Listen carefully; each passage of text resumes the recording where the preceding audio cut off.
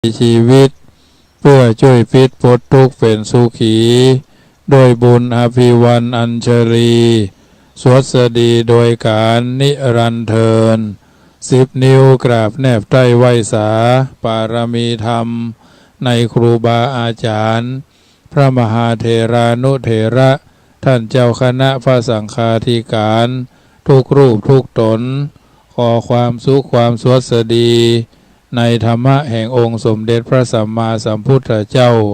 จงมีแก่บรรดาศรัทธาสาธุชนท่านผู้ฟังทั้งหลายที่มีโอกาสเปิดเครื่องรับฟังรายการเสียงธรรมก่อนรับตา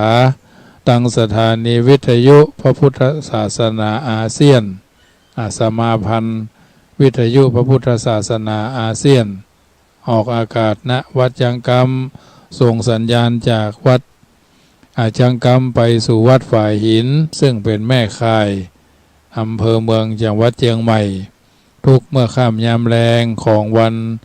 อาทิตย์วันจันทร์วันอังคารวันพุธและก็วันเสาร์ญาติโยมสาธุชนก็ติดตามฟังได้ตั้งแต่ 19:30 นาทีถึง 20 นาฬิการายการนี้นำเสนอให้ญาติโยมสาธุชนได้ยินได้ฟังและก็น้อมนำไปเป็นข้อเตือนจิตสะกิดใจก็ขออนุโมทนากับญาติโยมสาธุชนที่อยู่ทางบ้านที่ได้มีโอกาสมาร่วมกิจการงานทำบุญอายุวัฒนมงคลอัตมาภาพเมื่อวันที่31คือตะวารายการต่างๆสิ่งต่างๆเหตุการณ์ต่างๆที่ผ่านไป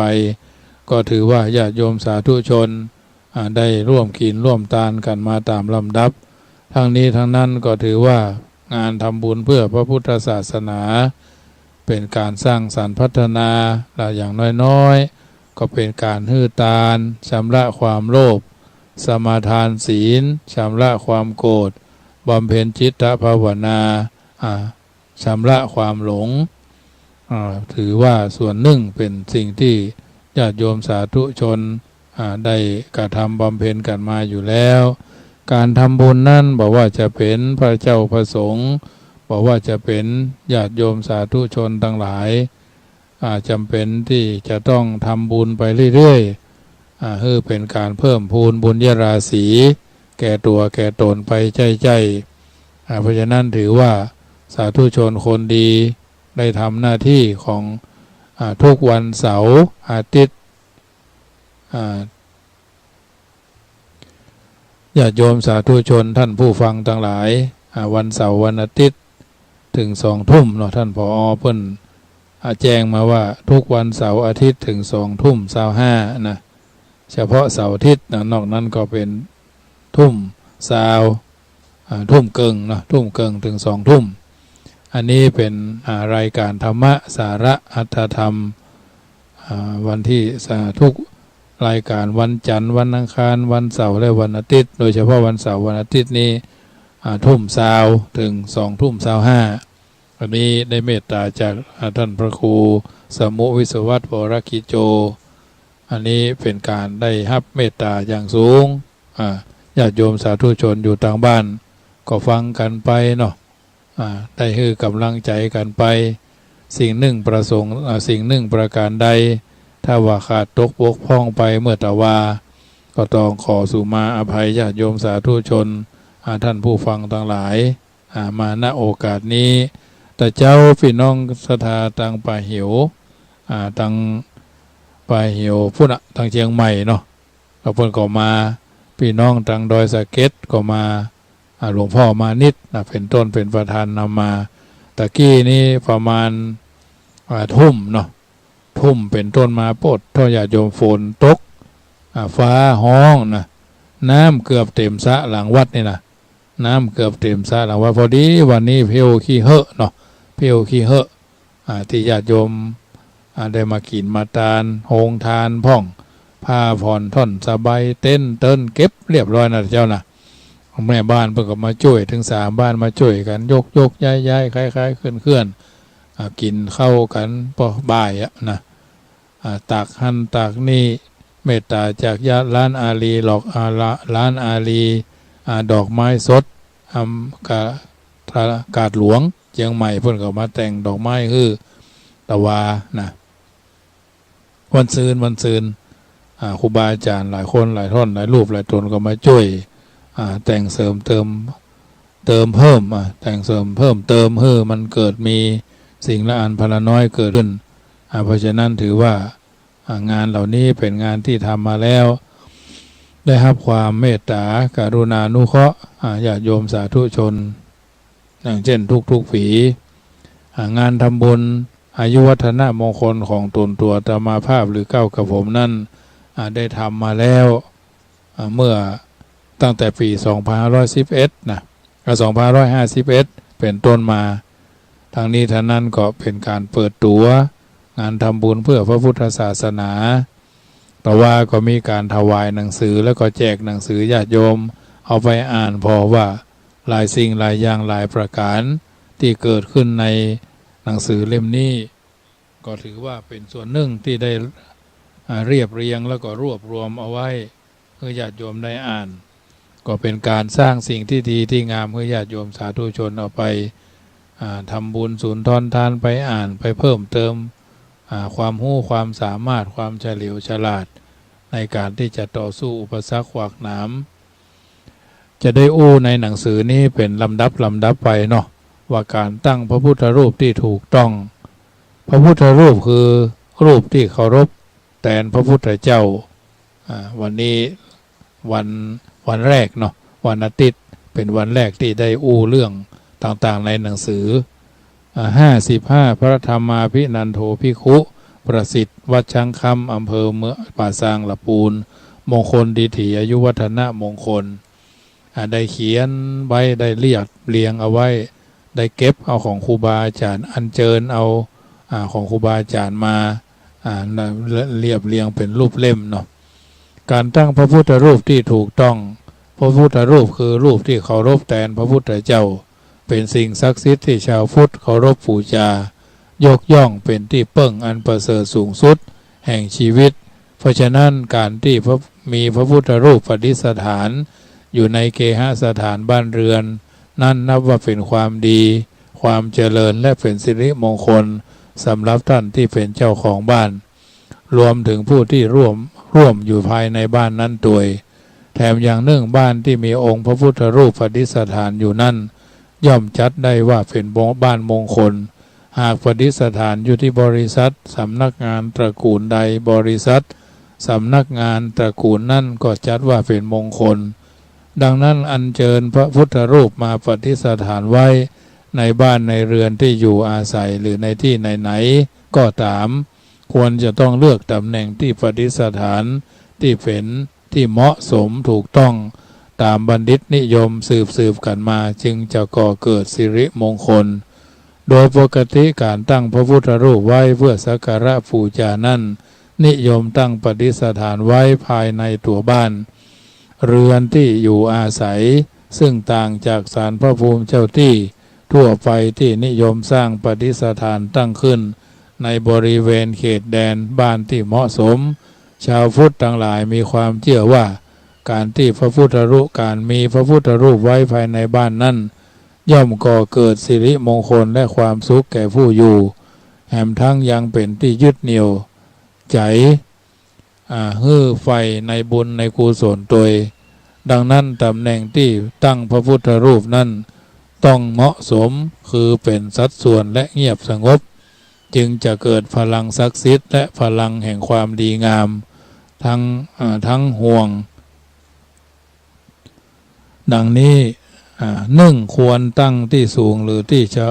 ที่เป็นการเฉพาะพระพุทธรูปคือสิ่งศักดิ์สิทธิ์ที่ชาวพุทธเฮานับถือเป็นสิ่งประเสริฐสูงสุดดังนั้นเมื่อเฮามีสิ่งดีประเสริฐร่ำกล้าประจำบ้านบางบ้านเพิ่นก็อาจจะพระเจ้าประจำวันเกิดของพ่อบ้านหรือรวมถึงของแม่บ้านเนาะที่ควรตั้งปฏิบัติที่ควรต้องปฏิบัติถูกต้องเหมาะสม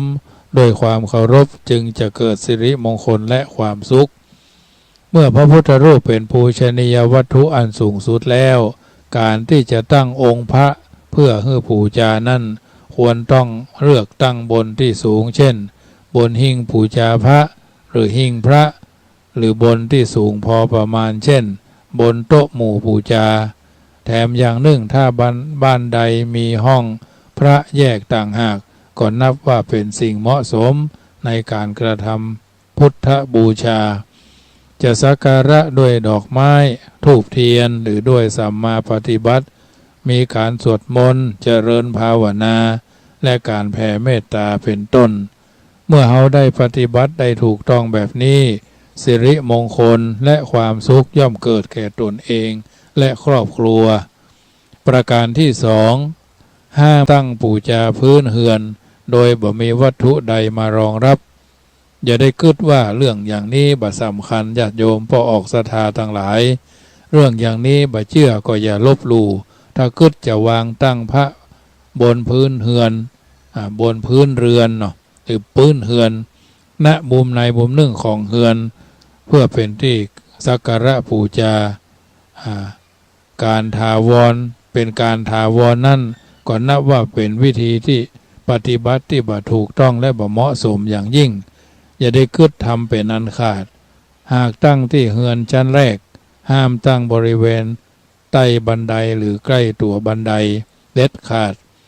หากมีความจำเป็นต้องตั้งณชั้นแรกของเฮือนชั้นล่างของเฮือน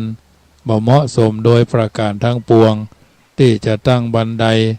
หรือใกล้ชิดบันไดเพราะการปฏิบัติอย่างนี้เป็นการขาดความเคารพในพระพุทธรูปอย่างยิ่ง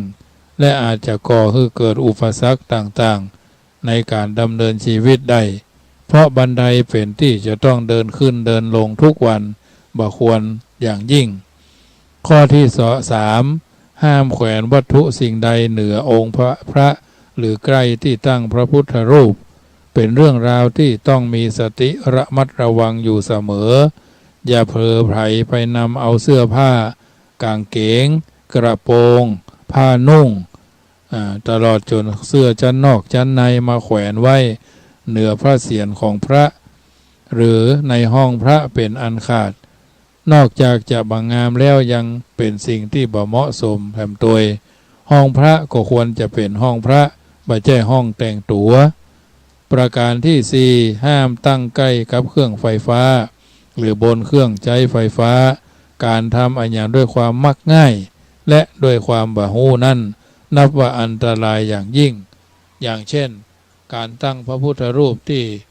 หล่อขึ้นมาจากโลหะบนเครื่องโทรทัศน์นอกจากจะบรรทุกกาลเทศะแล้วยังอาจจะก่อให้เกิดอันตรายเมื่อเกิดไฟช็อตใดเรื่องอย่างนี้อย่ามองข้ามอย่ามองข้ามเหมาะสมหรือบ่เหมาะสมอย่างใดก็ขึ้นอยู่ที่สติปัญญาประการที่ห้าห้ามตั้งพระพุทธรูปอยู่ทางปลายเท้าเป็นสิ่งที่ต้องระวังให้นักในเรื่องอย่างนี้บอกว่าพระพุทธรูปจะประดิษฐานบนโต๊ะหมู่หรือหิ้งพระเขาต้องคำนึงถึงทิศที่เฮานอนหันศีรษะตัวถ้าเมื่อใดเฮานอนหันเท้าไปหาหรือไปทางพระพุทธรูปนั้นย่อมแสดงให้หันว่าปฏิบัติผิดเช่นอย่างชัดเจนผู้โหบ่ควรกระทำอย่างนี้บ่ควรตั้งพระพุทธรูปบนหัวเตียงนอนเรื่องนี้ฟังแล้วก็ดูจำกัดมากแต่ในที่นี้หมายถึงคนที่เป็นภรรยาสามีกันนั่นคงจะบ่นอนเพียงอย่างเดียวโดยที่บ่มีอย่างกันแน่อันนี้แหละมันเป็นปัญหาตรงนี้นี่เองท่านหันว่าควรหรืออย่างไรอาตมาภาพบ่อยากจะนึกภาพเอาเสียเลยลำบากใจแต่องค์พระก็อยู่บนหัวเตียงอย่าเผลอสติทำอย่างกันเกินเถิดทางที่ดีควรหาตำแหน่งที่พระที่ตั้งเหมาะสมจึงจะดีกว่าแถมอย่างหนึ่งแม้บ่มีพระพุทธรูปสำหรับบูชาด้วยข้อจำกัดในสถานที่ตั้งบูชาตามนี้ขอเพียงท่านจงอยู่ด้วยความบ่ประมาทมีสติสัมปชัญญะไหว้พระสวดมนต์แผ่เมตตาอยู่เสมอก็ยังดีกว่าคนที่มีพระพุทธรูปบูชาแล้วแต่บ่เคยสวดมนต์ภาวนาสักเตื้อบางคนมีพระเต็มคอบางคนมีพระเต็มตู้ บางคนมีพระเต็มหิ้งบางคนมีพระเต็มโถงแต่บ่เคยไหว้อ้าวคุณโยมคุณก็พากันไหว้พระก็เป็นกุมะบางองค์บางคนห้อยพระเป็นราคาหลายล้านเนาะยังว่าพระไหว้พระก็ยังบ่จ้างสวดอิติปิโสก็ยังบ่ถูกบ่ถือฮือฮาไปตามนั้นแม้กระทั่งพระพุทธคาถาพระพุทธเจ้าเปิดโลกก็ยังบ่ได้ที่เพิ่นสวดแล้วจุดเทียนชัยพุทโธสัพพัญโญตญาโนธัมโมโลกุตตะโลสังโฆนะวะสังมัคคะภะรัตโถจะอิเจตังว่ายังบ่ถูกติปิโสพาหงมาลาติเลนาลาคิลิงเก้าบทพุทธชัยมงคลคาถายังบ่ได้เลยอันนี้ก็น่าคิดเหมือนกันเพราะฉะนั้นการตั้งพระพุทธรูปโดยทั่วไปนิยมตั้งหันพระพักตร์ไปทางทิศบูรพาหรือทิศตะวันออกซึ่งการตั้งในลักษณะนี้จะนิยมปฏิบัติกันอยู่แล้วแต่ในที่นี้จะขอกล่าวเพื่อให้ท่านผู้มีพระพุทธรูปแต่ยังมีความสงสัยบ่ฮู้จะตั้งหันมุมไปทางใดในวันอันอย่างดีจึงจะเกิดสิริมงคลและความสุขแก่ตนและครอบครัวการตั้งพระพุทธรูปประจำวันอาทิตย์ท่านเกิดวันอาทิตย์ตั้งพระพุทธรูปนิยมในตำแหน่งที่ตั้งมากกว่าคือนิยมตั้งพระพุทธรูปอยู่ทางทิศเฉพาะทิศตะวันออกเฉียงเหนือของเฮือนที่อยู่อาศัยบริษัทสำนักงานห้างร้านหรือในตัวเรือนแต่อยู่มุมทิศตะวันออกเฉียงเหนือมุมตะวันออกเฉียงเหนือการตั้งอย่างนี้เทียบได้จากพระพุทธจริยาที่พระพุทธเจ้าได้เสด็จจากโพธิบัลลังก์ไปประทับยืนทางทิศตะวันออกเฉียงเหนือแห่งต้นมหาโพธิ์แล้วทรงทอดพระเนตรต้นมหาโพธิ์นั้นโดยบ่ได้กระพริบพระเนตรชายที่เกิดวันนี้ควรตั้งพระพุทธรูปบูชาในวันอาทิตย์หรือในวันอังคารก็ได้อย่างหนึ่งถ้าวันอังคารนั้นตรงกับวันที่3ก็ยิ่งเหมาะแก่การประกอบสิริมงคลอันว่าการอัญเชิญพระพุทธรูปตั้งประดิษฐานเพื่อการบูชาอย่างยิ่งแม่หญิงเกิดวันนี้ควรตั้งวันอาทิตย์เหมือนกันหรือบ่ควรจะเป็นวันพุธแถมอย่างหนึ่งถ้าวันพุธตรงกับวันที่4ล่ะก็ยิ่งเหมาะแก่การประกอบสิริมงคลอันว่าด้วยการเจิญพระพุทธรูปตั้งประดิษฐานเพื่อบูชาอย่างยิ่งการตั้งพระพุทธรูปพระประจำวันจันทร์ท่านเกิดวันจันทร์การตั้งพุทธรูปนิยมหันหน้าพระพักไปทางทิศบูรพาหรือทิศตะวันออกมากกว่าการตั้งอยู่ในทิศตะวันออกชายที่เกิดวันนี้ควรตั้งพระพุทธรูปบูชาในวันจันทร์หรือในวันที่4แถมอย่างหนึ่งถ้าวันจันทร์ตรงกับวันที่4ก็นับว่าเหมาะสมอย่างยิ่งแก่การประกอบสิริมงคลอันว่าด้วยพิธีเชิญพระพุทธรูปมาประดิษฐานเพื่อการบูชาอย่างยิ่งยิ่งเกิดวันนี้ควรตั้งพุทธรูปบูชาในวันจันทร์หรือในวันที่7แถมอย่างหนึ่งถ้าวันจันทร์ตรงกับวันที่7ก็นับว่าเหมาะสมยิ่งแก่การประกอบสิริมงคลอันว่าด้วยพิธีเชิญพระพุทธรูปบูชามาประดิษฐานเพื่อการบูชาการตั้งพระพุทธรูปประจำวันอังคารท่านที่เกิดวันอังคารการตั้งพระพุทธรูปนิยมตั้งอยู่ทิศตะวันออกเฉียงเหนือเฉียงใต้หันหน้าหันพระพักไปทางทิศบูรพาหรือทิศตะวันออกหรือทิศอุดรทิศเหนือก็ได้พ่อชายเกิดวันนี้ควรตั้งพระพุทธรูปบูชาในวันอังคารหรือในวันที่7หากวันอังคารตกกับวันที่7ก็นับว่าเหมาะสมยิ่งอย่างยิ่งแก่การประกอบสิริมงคลอันว่าโดยพิธีอัญเชิญพุทธรูปมาประดิษฐานเพื่อการบูชาอย่างยิ่งผู้หญิงเกิดวันนี้ตัวควรตั้งพุทธรูปบูชาในวันอังคารหรือในวันที่5แถมอย่างหนึ่งถ้าวันอังคารตกกับวันที่5ก็นับว่าเหมาะสมยิ่งกว่าการตั้งประกอบสิริมงคลอันว่าการพิธีอัญเชิญพุทธรูปมาประดิษฐานเพื่อเป็นการบูชาอย่างยิ่ง การตั้งพระพุทธรูปประจำวันพุธกลางวันกลางพระพุทธกลางวันท่านเกิดวันพุธกลางวันการตั้งพุทธรูปนิยมตั้งอยู่ทิศใต้หันพระพักตร์ไปในทิศเหนือหรือทิศตะวันออก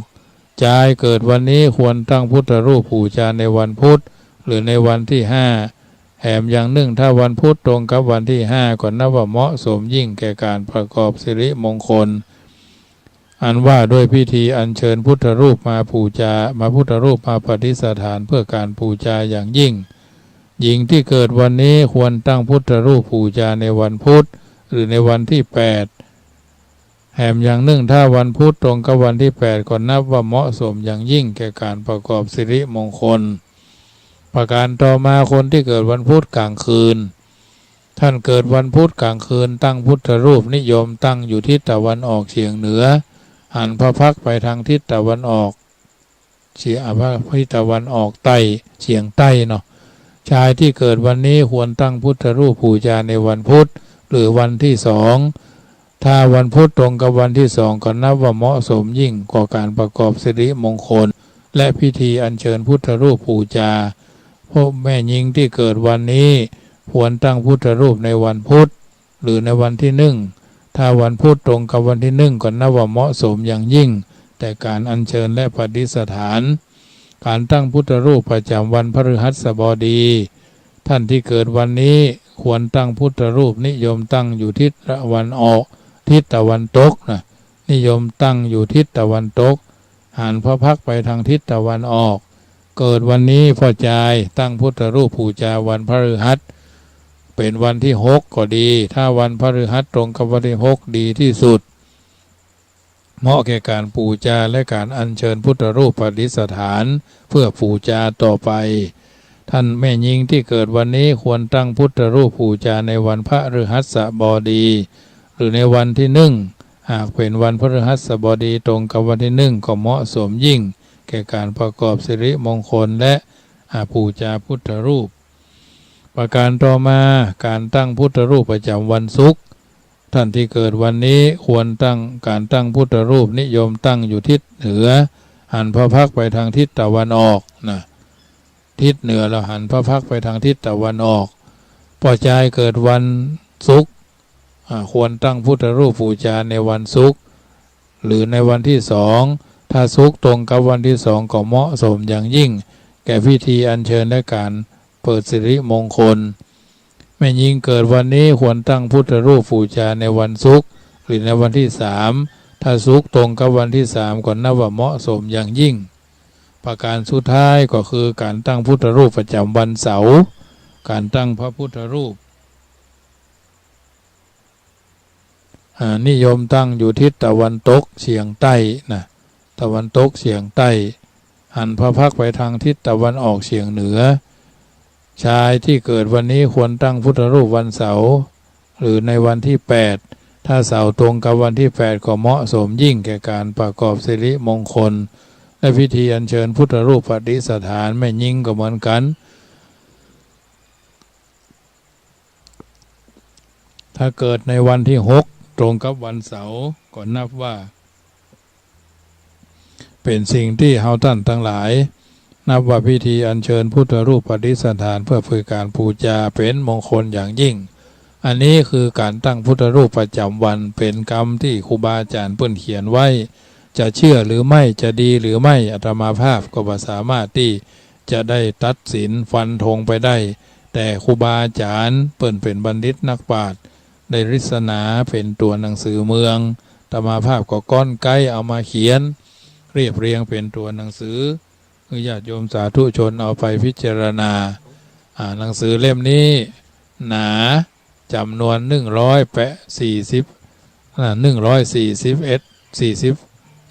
ใบเนาะ41หน้าญาติโยมก็อาตมาภาพพิมพ์จำนวน 1,000 เล่มตั้งหน้าเป็นรูปพัดปริยนธรรม8ประโยคมีเลข55วัดจังกรรมวันที่31เป็นการพิมพ์หนังสือเอาไว้ญาติโยมสาธุชนเอาไปพอมีรายการวิทยุโดยมีอย่างโดยสิ่งเหล่านี้เป็นสิ่งที่ทำด้วย ทำแล้วให้ท่านหันให้ท่านหูให้ท่านเอาไปนำไปเป็นตัวอย่างแม้บางสิ่งบางอย่างอาจจะดีกว่าธรรมภาพแล้วก็ญาติโยมก็เอาไปเอาไปทำอะไรที่ไหนเมื่อไรกับใครทำอะไรนั่นก็ถือว่า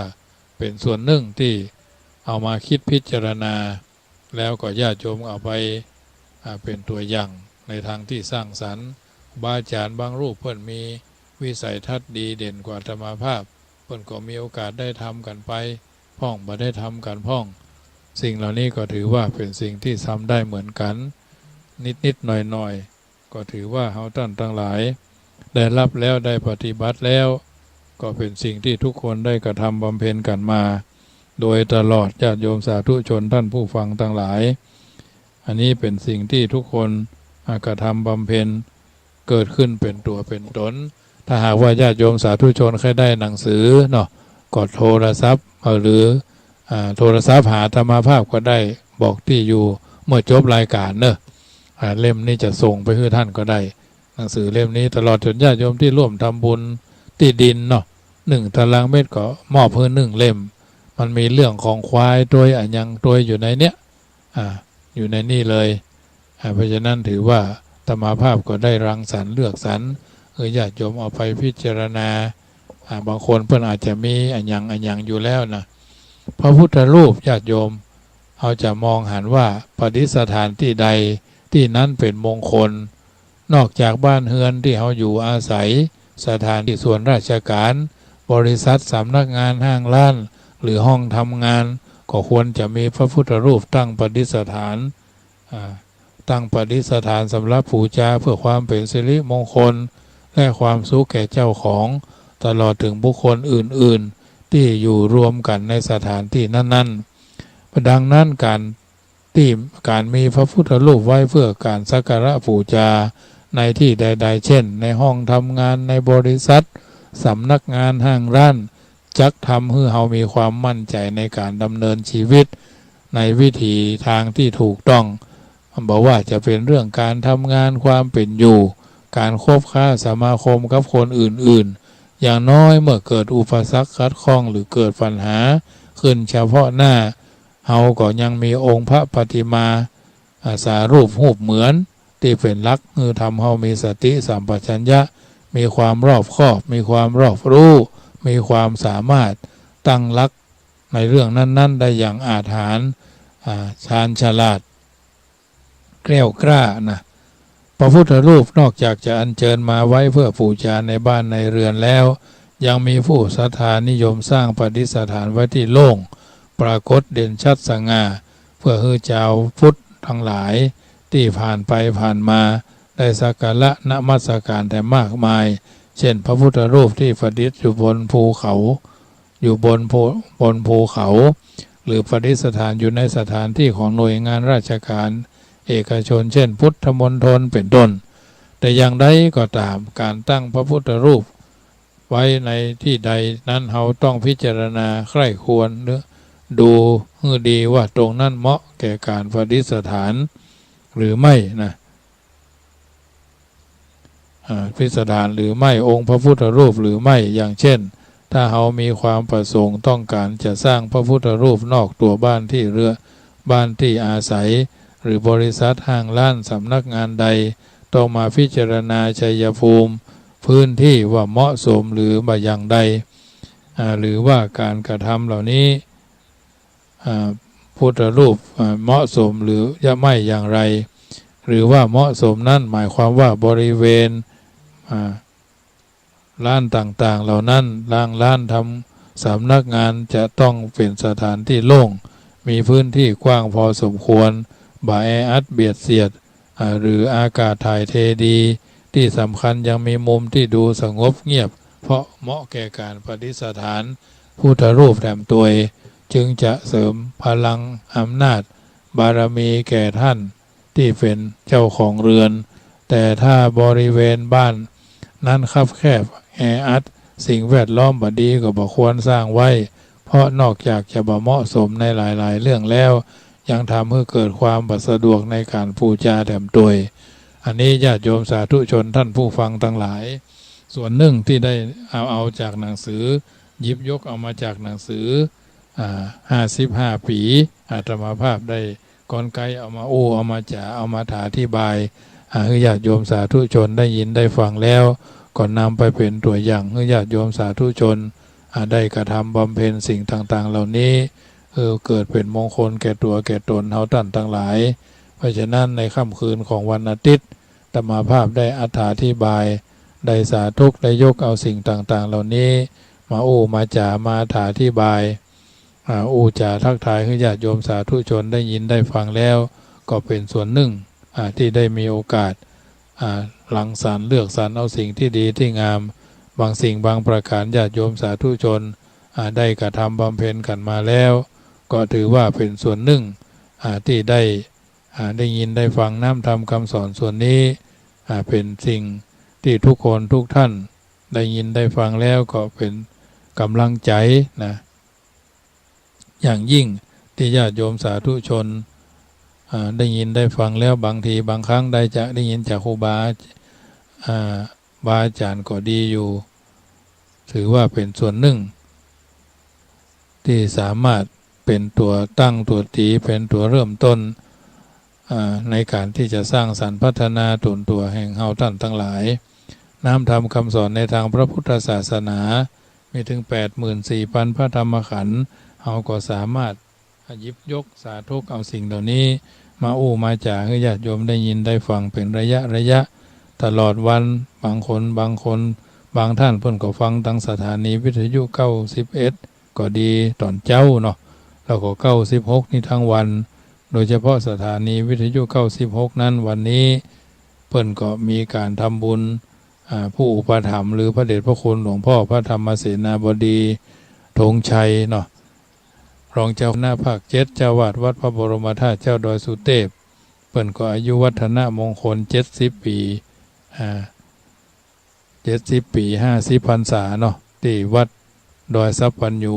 ซึ่งก็มีญาติโยมเดินทางไปทำบุญแล้วก็แวะเวียนมาแวะที่วัดจังกำเนาะมาแวะที่วัดจังกำกับหลายคนหลายท่านหลายหมู่หลายคณะ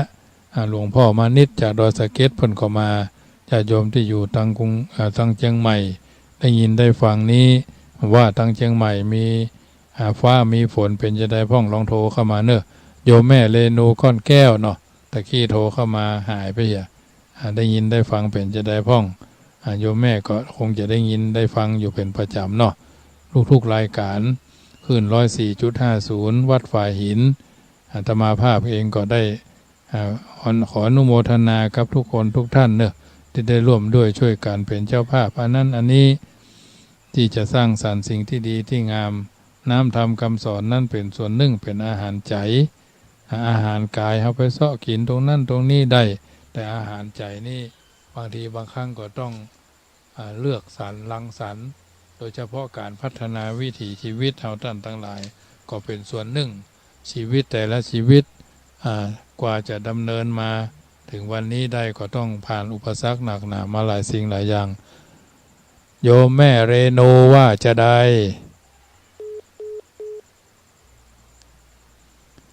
0861875325พี่น้องทางดอยสะเก็ดหลวงพ่อมานิดนะเดินทางไปถึงแล้วกาเดินทางถึงบ้านถึงจองได้ฟังก่อนหรืออาจจะจำวัดแล้วนะเพราะว่าผมนอนแต่หัวค่ำในหรอลูกเจ้าเนี่ยเพิ่นโทรศัพท์เข้ามาก็กำลังหาหันกันแต่เจ้าเนี่ย เพิ่นก็มากันโยมแม่เรนูลุดไปเนอะโทรเข้ามาใหม่เพราะฉะนั้นญาติโยมพื้นฐานการดำเนินชีวิตของเฮาท่านทั้งหลายกว่าจะดำเนินชีวิตมาสู่ความเป็นมนุษย์ในโลกนี้ได้เจริญพรว่าวันฟังใช่วันที่14-15ก็จะไปถึงบุญไหไปมได้ซองอยู่แม่จะไปหมูบุญไหมไปจ้ะถ้าไปแม่จะเอาสตังค์ไปที่วันนั้นเนอะเจ้าได้ก็ได้วันนั้นเพิ่นเอาซองฮื้อแล้วเจ้าได้วันนี้ไปตามแฟนมาอันธรรมสัญจรเนาะเจ้าโอ้โหเหนื่อยเลยมาถึงบ้าน5 โมงเย็น ฝนตกตลอดเหรอแล้วประเด็นนี้ไม่ตกเลยแดดนี่ก็ไม่มีฝนเจ้าค่ะโอ้อันนี้ตกพึ่งชาไปเนี่ยไม่มีเลยจ่าแล้วหมดแล้วไปแล้วเจ้าค่ะจ้าเจริญพรเจริญพรโยมแม่สันทรายหลวงโทรมาใหม่เนอะ0861875325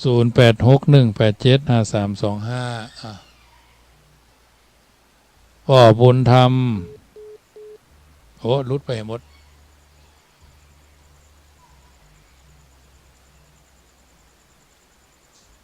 โทรมาใหม่เนอะ086พ่อบุญธรรมก็รุดไปมาฟังทางเน็ตเนาะ0861875325โทรเข้ามาได้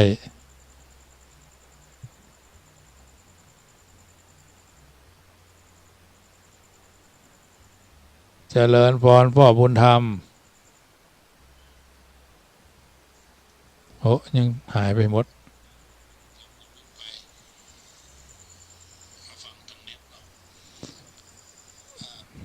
โทรเข้ามาใหม่เนอะ0861875325แม่จันดี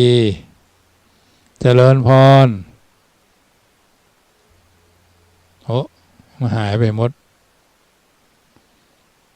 รับแล้วมันรุดไปหมด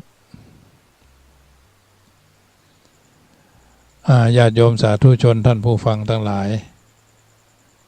เจริญพรหายไปหมดเลย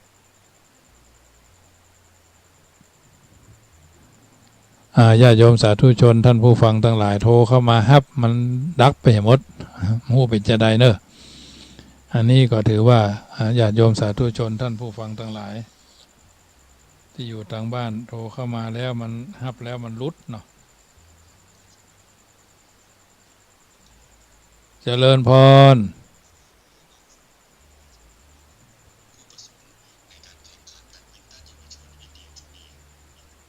ติดแล้วเนอะพ่อบุญธรรม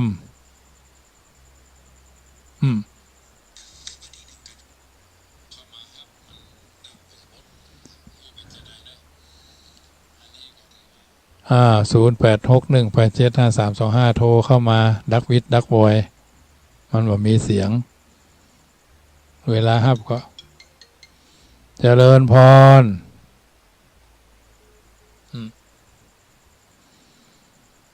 เสียงมันตัดไปคนเดียวนะโยมเวลาเขาฮับมันก็ตัดไปอย่าหูเป็นจะได้โทรศัพท์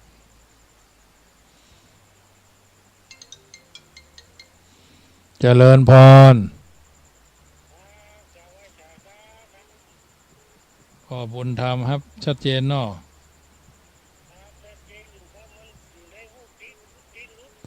น่ะติดรุดแหละฝนตกกำลังยั่งนี่พุ่นนะเนี่ยแรงแห้งเหลือเก่ากันเนี่ยน้ำบาเขาวัดจันนักโมทนากับพ่อเนื้อฟังชัดเจนเนาะโมทนาเนาะเจริญพรพ่อบุญธรรมโป่งน้องแต่ว่าเพิ่งก็มากันเจริญพรแม่โยมแม่สันทรายหลวงโทรศัพท์มันติดรุดนะโยมฮับแล้วก็มันรุดไปฮับแล้วก็มันรุดไปเพราะฉะนั้นอาตมาภาพก็ได้ดำเนินรายการมา2 ทุ่มนะเจริญพรมันติดรุดไปหมดเนอะ0861875325ติดแล้วมันก็รุดไปเนาะมู่เป็นจะได้ชีวิตแต่ละชีวิตกว่าจะดำเนินชีวิตกันมาก็เป็นสู่ความเป็นมนุษย์ก่อนในโลกนี้ต้องการผ่านขบวนหลายสิ่งหลายประการเจริญพรติดแล้วเนอะโยมแม่สันทรายหลวงเนาะแม่อะไรนะแม่ปราณีฟังชัดเจนนะแม่เนาะ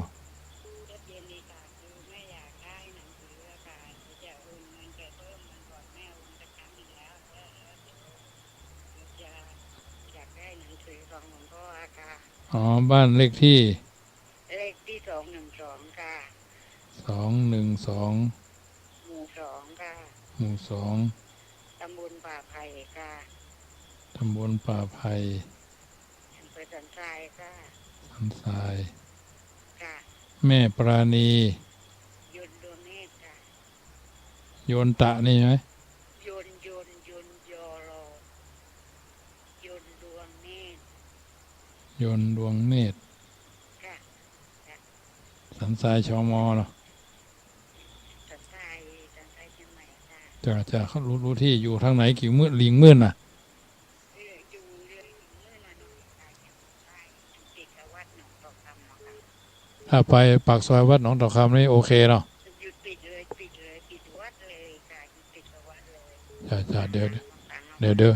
เดี๋ยวส่งไปให้นอจ้าขอบคุณค่ะเจริญพรจ้าเจริญพรแม่จันจอมใจเนาะดอยสะเก็ดแม่ถึงบ้านแรงก็หรอว่า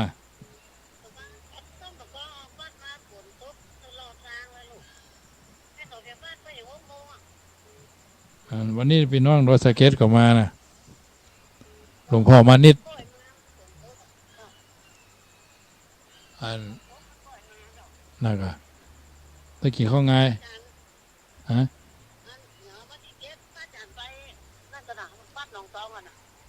ไปกะไม่ไปกะ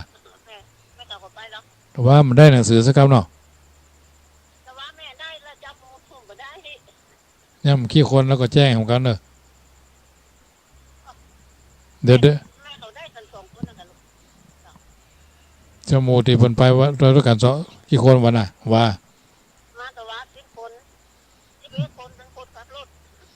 ยังหำ8 เล่มเนาะเดี๋ยวไปป้ากับวัดหนองตองเนอะเจ้าโมทนาก็แม่มีสายเข้านอเจ้าเจริญพรแม่โยมแม่จันจอมใจญาติโยมสาธุชนท่านผู้ฟังทั้งหลายได้ยินได้ฟังน้ำธรรมคำสอนสิ่งละอันพันละน้อยขึ้นจากการดำเนินชีวิตทุกสิ่งทุกอย่างชีวิตเป็นไปตามอำนาจของการกระทำที่ตนตัวเฮาทำมาในอดีตทั้งสิ้นอุปมาอุปไมยก็เหมือนกับคนที่จะมีวิชาความรู้ขึ้นมาได้ก็ต้องผ่านการเรียนรู้มาก่อนทั้งนั้นบางเตือบางทีก็ไปด้วยความลื่นไหลราบลื่นบางเตือบางทีก็มีคลุกคลัก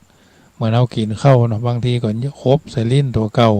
บางทีก็คบใส่หิมฝีปากบางทีก็คบใส่หัวแม่มือเฮาเนาะและสิ่งที่เป็นธรรมเป็นกรรมที่เฮาทำไว้เองพ่องหรืออาจจะมาพักดันไปตามความต้องการที่ทำแล้วถือว่าเป็นสิ่งที่ทุกคนทุกท่านกระทำบำเพ็ญกันมาโยมแม่จันเพนคำโพธารุดไปละมันรุดไปแล้วแม่เนอะ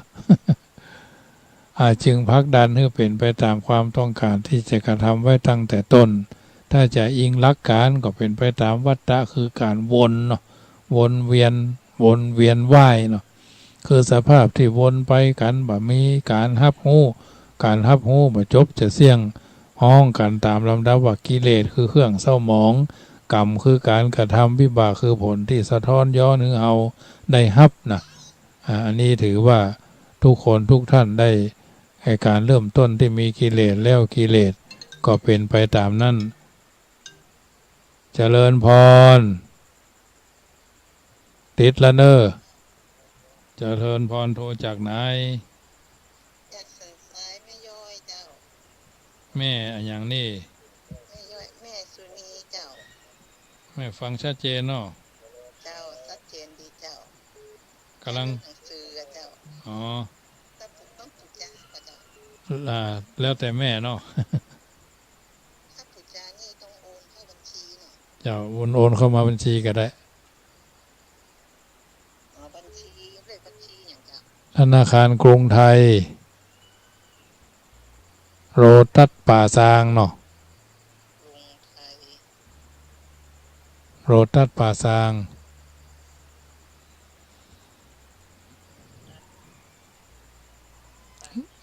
หมายเลขบัญชี798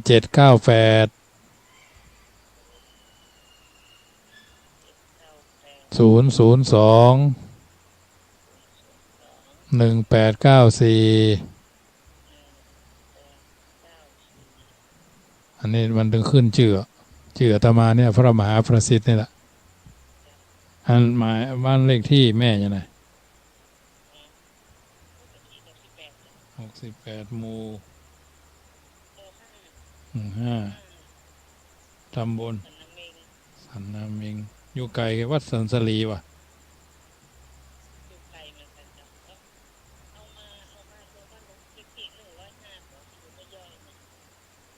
105หมู่เดียวกันกะหมู่เดียวกันกะ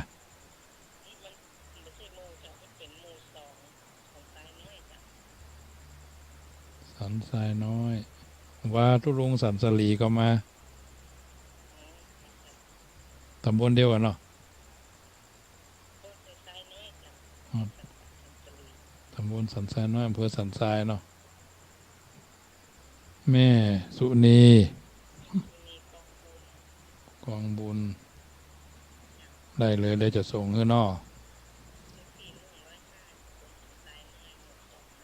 เจ้าตำบลสันทรายน้อยได้เล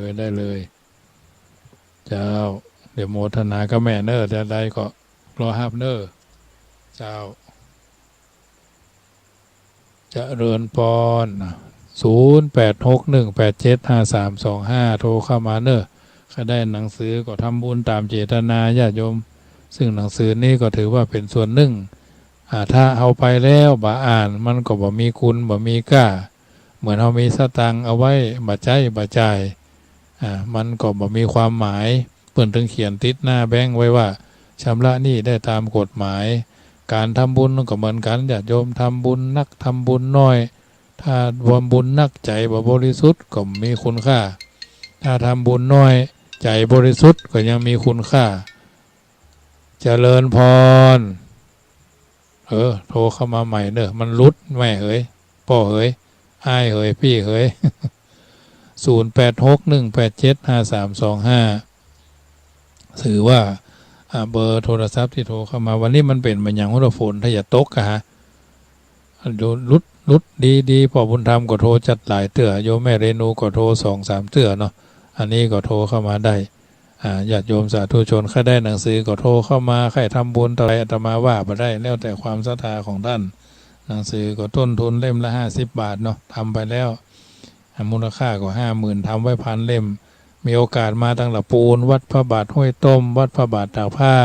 ก็แวะได้เนอะแม่เอ๋ยมากินน้ำกินท่าก็ได้เจริญพรติดแล้วเนอะโยมโทรจากไหนท่าอย่างนี้ฟังชัดเจนเนาะเข้าได้นะมากับไม่ได้หนังสือแล้วกะ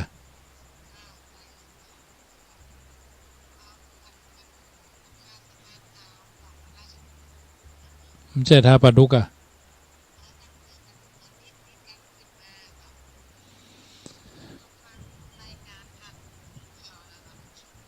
วันเจ้าแม่ยังนี่ว่ามากันหลายเหรอ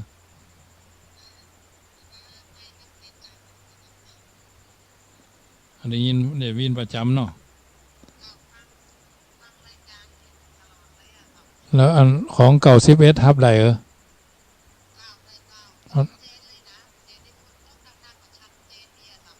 วันผูกมาเจ้าตี5 ถึง 6 โมงเก่า11อันนี้ของเก่า11นะเจ้าโมทนากับแม่เนอเจ้าโมทนาด้วยเจ้าแม่ทองใบสะพานขาวบ้านทาโตเข้ามาเนาะโมทนาด้วยเนอแม่สุนีแม่ปราณีนะยนดวงเนตรอันนี้เพิ่งได้หนังสือซึ่งหนังสือก็เป็นอันพ้นห้องว่าเป็นกุญแจเนาะไขไป ไขความบ่ฮู้ไขความมืดไขความหลงคือมันกระจ่างคือมันแจ้งคือมันใสนะญาติโยมสาธุชนได้ฟังนะมีโอกาสโบส่งไปมันจ้าเวลามีโอกาสมันมีผลละหน้ากฐินหน้าพระป่าก็มีโอกาสเข้ามาได้ถือว่าเอามาช่วยกันงานบุญในพุทธศาสนาธรรมภาพก็ทำบุญมาทุกครั้งก็พิมพ์หนังสือบางทีบางครั้งก็ต้องใช้เวลารวบรวมปัจจัยบางทีก็ต้องทนอดนะที่จะได้พิมพ์หนังสือมาเป็นรูปเล่มแต่ขอคือเมตตาญาติโยมที่ได้หนังสือไปก็เอาไปอ่านไปพอตั้งแต่บรรทัดแรกถึงบรรทัดสุดท้ายว่าเพิ่นเขียนอะไรอย่างเอาไปโดยเฉพาะคำนำมันเป็นเพิ่นฮ้องว่ากำกุญแจมากุญแจอันนี้มันมีรูปอย่างใดมันมีลวดกามันมีหูกว้างหูขีดกาถือว่าเฮาท่านทั้งหลายก็เอาไปอ่านให้มันเข้าใจท่องคาถาเสริมทรัพย์เสริมลาภเสริมดวงเนาะเพราะฉะนั้นญาติโยมสาธุชนถ้าได้ไปแล้วเป็นกุญแจที่ไปใส่ไปไขไปสู่ความสำเร็จส่วนหนึ่งเนาะที่ญาติโยมสามารถเอาไปสาธยายได้เนาะไปสาธยายได้บ้องบนได้โดยเฉพาะคนกล้าคนขายมีคาถาเสริมมงคลชีวิตคาถาเสริมลาภเสริมเสน่ห์โสรสะมงคลมันเหมาะคาถาคือแล้วนวหรคุณนี่เป็นคาถาที่เมตตาขึ้นเจ้าเฝ้านายคาถาครอบจักรวาลคาถาขอนิมิตเนี่ยซึ่งเหล่านี้ญาติโยมสาธุชนท่านผู้ฟังทั้งหลายจากคาถายอดพระกันไตรปิฎกนี่ก็ยาวหน่อยนึงยาวมากนะอันนี้ก็เอาไปท่องเอาไปสาธยายคาถาระงับภัยเนี่ยพุทโธพุทธังมะกันตังอรหังพุทโธคาถาพระเจ้า5พระองค์นี่ถือว่าเฮาท่านทั้งหลายก็นะมะนาอะนอกนะกะนออกอะเนี่ยมันเป็นคาถาอิติปิโสเสริมอายุยืนเนี่ยคาถาปูจาสวงชะตาเนี่ยมันคาถานี่เฮาสาธยายเหมือนเฮาเคาะสนิมญาติโยมเคาะสนิมคาถาพระพุทธเจ้าชนะมารเนี่ยคาถารัตนปราการเนี่ยคาถาก็คือเครื่องที่ป้องกันให้เรามีความมั่นใจคาถาพระพุทธเจ้าชนะมารก็ปัญจมาเลชิโนนาโถเป็นต้นเนี่ยอันนี้ถือว่าเราท่านทั้งหลายสามารถเอาไปสาธยายท่องบนได้โดยตัวของท่านเองต้องลงมือทำต้องลงมือสาธยายคาถาจินดามณีเนี่ยถือว่าทุกคนทุกท่านได้รับสิ่งต่างๆเหล่านี้ไปก็จะได้เอาไปส่องบนสาธยายได้สำหรับรายการธรรมะเทศมาภาพได้กำลังอู้นี่เป็นรายการเสียงธรรมก่อนรับตาภาควันเวลาวันเสาร์วันอาทิตย์ทุ่มซาวถึงทุ่มซาว5เนาะเปิดวายเวลาได้มาอู้ได้มาอธิบายได้มาสาธยายสาธุกยกคือญาติโยมสาธุชนได้ฟังก่อนนำรายการจะท่านไปก็จะได้ไหว้กำไหว้ปารมีเก้าจั่นบางท่านก็อาจจะว่าบ่ถูกบางท่านก็อาจจะว่าถูกเนาะเป็นคาถาเป็นของดั้งเดิมซึ่งพระอรหันต์เจ้าแต่งไว้ต่อมาครูบาเจ้าสลีวิจัยนักบุญแห่งล้านนาไทยได้เอามาเผยแพร่ให้ญาติโยมที่มากราบมาไหว้ครูบาเป็นบทสวดเพิ่นว่าคาถาคนเมืองทางเหนือเพิ่นว่าใจได้ปันจ้องใจป้องกันได้เพิ่นว่าสาธุสาธุพระปัญญาปารมี30ตัดสาธุพระปัญญาปารมีวัดแวดล้อมวิริยะปารมีอ้อมระวังดีศีลปารมีบางหอบบางดาบศีลปารมีป่าแป้ตังปืนตานะปารมีคือเป็นพื้นดังต่ออุเบกขาปารมีคือก่อเป็นเวียงสัจจะปารมีแวดละวังดีเป็นไม้ใต้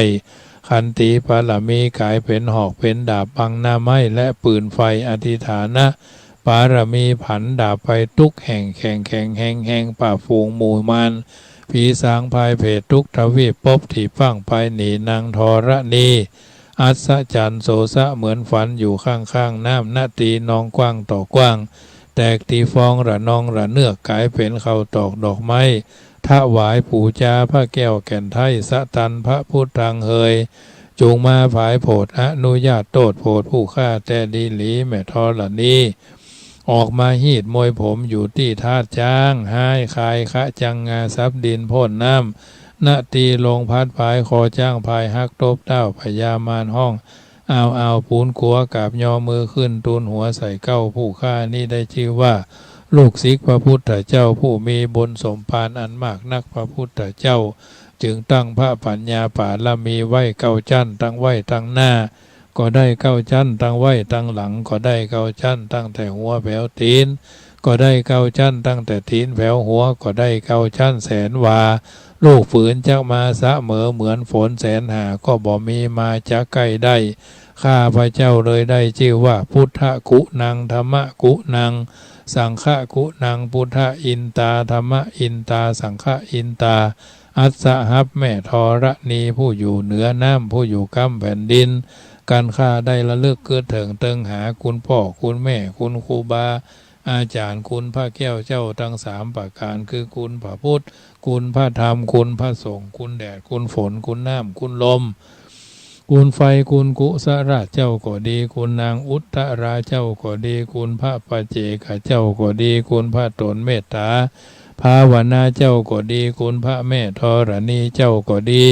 จุงมาสัมพิทักษ์รักษาปกป้องคุ้มครองตั้งกำหน้าและกำหลังยังตนตัวแห่งผู้ฆ่าตั้งแต่ทีฆาการะยามนี้วันนี้ค่ำคืนนี้และต่อไปนี้จิ้มแดดเถอะพุทโธพุทธังรักษาธัมโมธัมมังรักษาสังโฆสังฆังรักษาพุทโธพุทธังอะระหังธัมโมธัมมังอะระหังสังโฆสังฆังอะระหังพุทโธพุทธังกันหะธัมโมธัมมังกันหะสังโฆสังฆังกันหะอายุวันโนสุขังพระลังญาติโยมสาธุชนท่านผู้ฟังทั้งหลายก่อนนำรายการจากท่านไปในค่ำคืนนี้ไหว้พระสวดมนต์ให้เรียบร้อยถ้ามีหนังสือก็เปิดหน้าสุดท้ายว่าก่อนท่านนอนหลับไปในคืนนี้ขอจงตั้งดวงฤดีไว้ให้มั่นนึกถึงกุศลผลความดีที่ผูกพัน